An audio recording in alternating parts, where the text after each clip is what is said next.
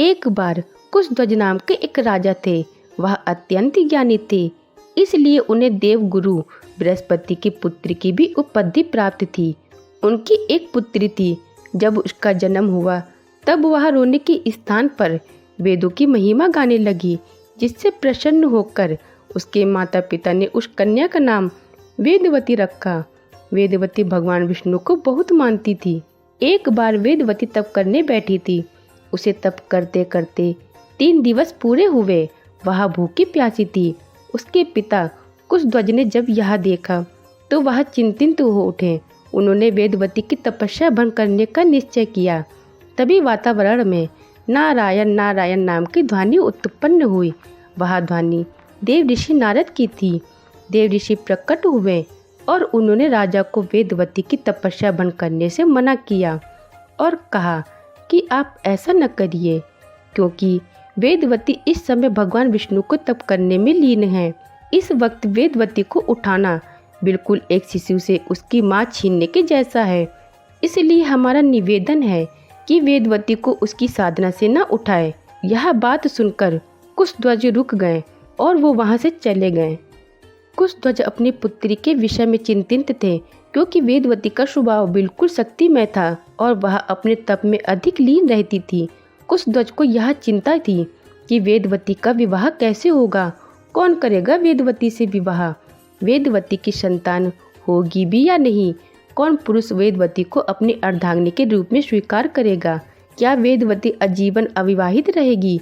राजा ने यह सब बात अपनी रानी को बताई। रानी भी अपनी पुत्री के स्वभाव से चिंतित रहती थी। फिर उनके अंधकार भरे जीवन में ज्योत जली जब वेदवती ने एक दिन अपने पिता से कहा कि वेदवती ने अपने आप के लिए एक वर पसंद किया है। यह सुनकर कुशध्वज अति प्रसन्न हुए और वो अति प्रशंसा के भाव से कहने लगे कि पुत्री, मुझे तुमसे यही आशा थी कि तुम अपने योग्य एक वर का चयन अवश्य करोगी।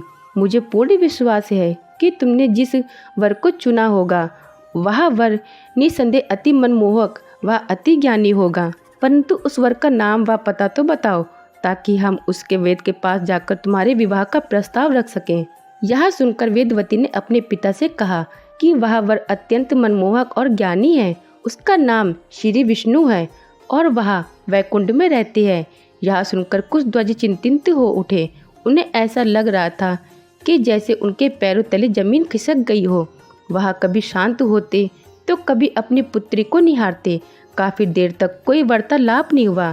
फिर कुशध्वज ने अपनी चुप्पी तोड़ते हुए कहा कि पुत्री, तुम खुद नहीं जानती कि तुम क्या कर रही हो। तुम जिन विष्णु की बात कर रही हो उनकी कृपा से सृष्टि की रक्षा होती है। फिर रानी ने भी अपनी चुप्पी तोड़ी और बोली कि भगवान विवाह नहीं करते और फिर नारायण तो विवाहित हैं, तभी उन्हें लक्ष्मीपति कहा जाता है। इसलिए तू यह विचार अपने मन और मस्तिष्क से सदैव के लिए निकाल दे। रानी व राजन ने अपनी बात पूरी की, पर देववती ने अपने तन मन धन से नारायण को अपना पति मान चुकी थी और किसी भक्त को भगवान से छीनना धरती से सूर्य छीनने जैसा होता है। वेदवती अपनी बात पर अड़ी रही। तब कुशध्वज को देव ऋषि की सीख याद आई और उन्होंने रानी से कहा कि प्रिय, अब वेदवती को ना रोको, बस इतना समझ लो कि वह हमारी पुत्री अपने ससुराल के लिए विदा हो चुकी है। वेदवती भगवान विष्णु को प्राप्त करने के लिए एक वट वृक्ष के नीचे बैठकर तप करने लगी। उसने कई वर्षों तक तप किया। उसके तपोबल ने वट वृक्ष के नीचे ही वैकुंठ धाम बना लिया। उसकी यह तपस्या इतनी कठिन थी जितनी देवता भी तपस्या नहीं कर सकते। भगवान विष्णु सब देख रहे थे। इस कठोर तपस्या से प्रसन्न होकर भगवान विष्णु प्रकट हुए और उन्होंने वेदवती से वर मांगने को कहा। तब वेदवती ने भगवान नारायण को अपने पति के रूप में मांगा और भगवान बोले कि मैं तो विवाहित हूँ, मैं अपने किसी अवतार से तुम्हें अपनी पत्नी अवश्य बनाऊंगा। फिर भगवान चले गए। वेदवती दोबारा तप करने लगी। तभी वहाँ रावण आया और वह वेदवती की सुंदरता देख मोहित हो गया और उसके संभोग करने की इच्छा करने लगा। तब वेदवती ने रावण को श्राप दिया कि वेदवती ही रावण के वध का कारण बनेगी। फिर वेदवती रथ में सवार होकर स्वर्ग की ओर चली गई। समय बीतता गया और एक दिन रावण सीता का अपहरण करने आ गया। तब वेदवती ने सीता का रूप धारण करा और रावण ने वेदवती का ही अपहरण करा। श्री राम ने रावण का वध किया और सद्दत्ती को मुक्ति दिलाई। सीता की अग्नि परीक्षा इसीलिए हुई ताकि श्री राम सीता को वापस प्राप्त कर सके।